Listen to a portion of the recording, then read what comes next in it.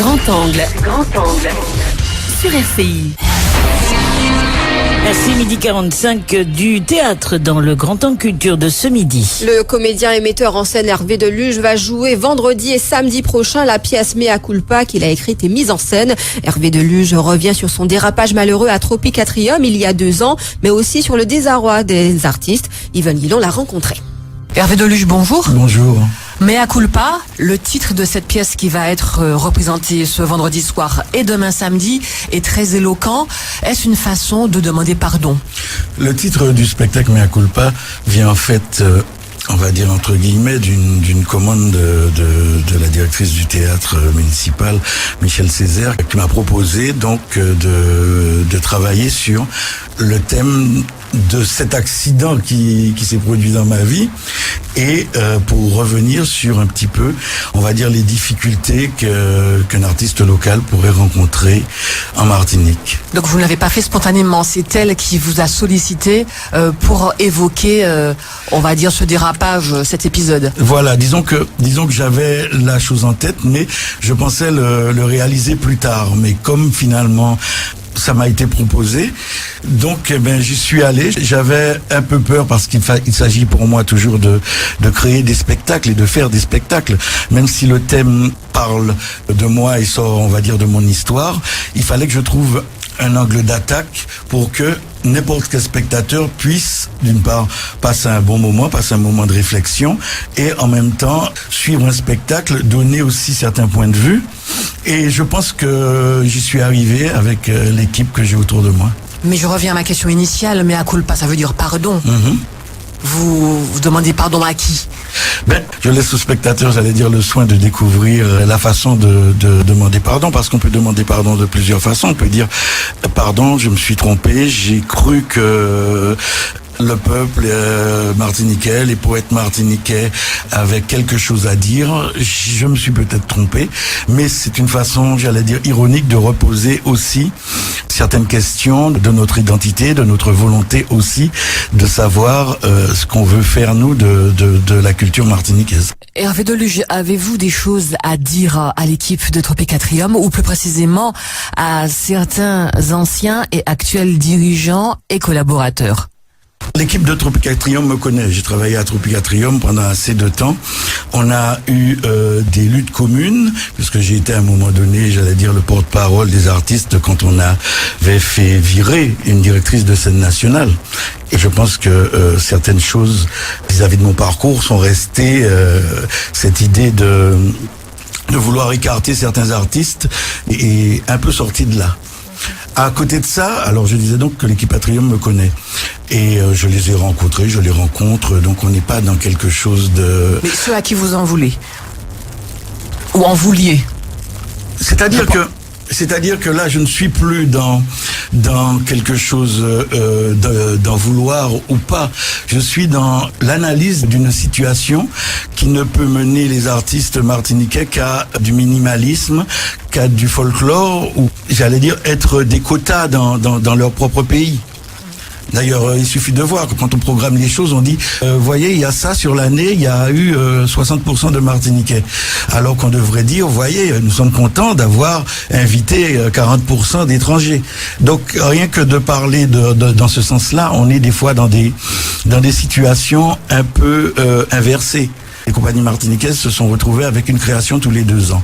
Donc à un moment donné, j'ai voulu dénoncer ça. Ça m'a valu, j'allais dire, quelques déboires, parce que bien évidemment, il y avait cette épée de Damoclès ou le pot de terre contre le pot de fer. Qu'est-ce qu'un artiste local par rapport à un artiste international? Vous avez estimé que vos représentations à Tropicatrium n'étaient pas suffisantes? Parce que d'aucuns rétorquent que vous avez quand même pu jouer à plusieurs reprises. Si j'ai joué à plusieurs reprises, c'est parce que mon travail est reconnu. Après, je n'ai pas envie de rentrer dans toutes ces... On fait un travail en Martinique. Il y a une parole donnée. Et que la parole donnée n'est pas respectée, il y a problème. Parce que il y a quelque chose aussi, c'est-à-dire que on voulait une scène nationale, pourquoi pas? On veut une scène nationale, pourquoi pas? Mais quand cette scène nationale devient, j'allais dire, le vecteur central du pays Martinique, c'est-à-dire que avant, les artistes martiniquais pouvaient aller vendre leurs spectacles dans les communes. Depuis cette centralisation, l'Atrium propose des spectacles gratuits aux communes. Donc, il y a quelque chose où l'artiste martiniquais ne peut plus survivre. Il doit être et faire partie d'un ensemble ou ne pas en faire partie avec tout ce que cela coûte. Vous avez des regrets? On a toujours, j'allais dire, des regrets. Après, j'ai des amis, j'ai des convictions, j'ai une famille. Donc, j'ai su, on va dire, après 2 ans, parce que l'affaire remonte à 2 ans, maintenir quand même le cap créé. J'ai encore, j'allais dire, un public. Alors effectivement, je suis retourné travailler un peu plus en commune. Non pas que j'étais interdit d'Atrium, bien au contraire, mais je n'avais pas envie pour l'instant de revenir et recautionner et passer, j'allais dire, pour un artiste qui aurait juste fait un caca nerveux et qui reviendrait pour s'excuser. C'est pas ça. Fondamentalement, il y a un fonctionnement que nos dirigeants doivent comprendre si on veut réellement qu'il y ait une culture martiniquaise. Comment allez-vous? Est-ce qu'on peut parler de reconstruction? Je vais vous dire une chose, je suis encore dans le combat parce que quand il y a eu donc mon acte d'enragé, comme je le dis dans le texte. Et on va y venir tout à l'heure, voilà. Mais à culpa. Quand j'ai eu cet acte d'enragé, j'ai été soutenu par énormément d'artistes. Donc, le fait de reprendre de l'air, le fait de vouloir remonter, bien sûr que ça gêne énormément de personnes. Je suis rentré, j'allais dire, dans une autre symbolique et encore dans une autre bagarre de la survie. Mais comme ce qu'il y a de magnifique, c'est que il y a toujours une balance et quand ça penche d'un côté, fort heureusement, ça se rétablit de l'autre. Ce qui fait que je travaille avec des gens compétents, avec des gens qui ont du talent. Le public nous suit, on a de nouvelles formes de rencontres, de travaux. Pour en venir à cette pièce Mea Culpa, quel est son contenu? C'est un récit de vie et sur quel registre? Justement, j'ai voulu ne pas m'attacher, on va dire entre guillemets, à ceux avec qui j'ai eu des conflits. Au milieu de tout ça, il y a eu aussi, j'allais dire, des révélations. C'est-à-dire que des gens ont dû choisir. On dû choisir Hervé Deluge avec les risques que ça comporte ou, ma foi, rentrer dans le rang pour pouvoir survivre. Et certains l'ont fait, d'autres ne l'ont pas fait.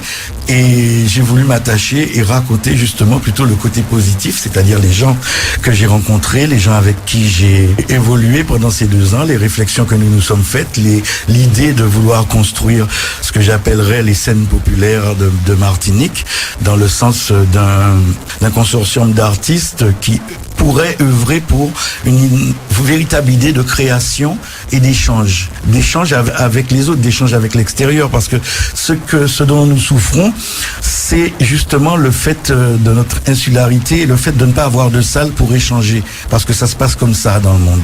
Quand tu rentres dans une scène nationale, en principe, tu fais le tour des scènes nationales de France et de Navarre. Alors on veut nous cantonner dans des circuits quasi touristiques des alliances françaises. Et évidemment, c'est pas pour moi une façon de rencontrer forcément le public des autres pays.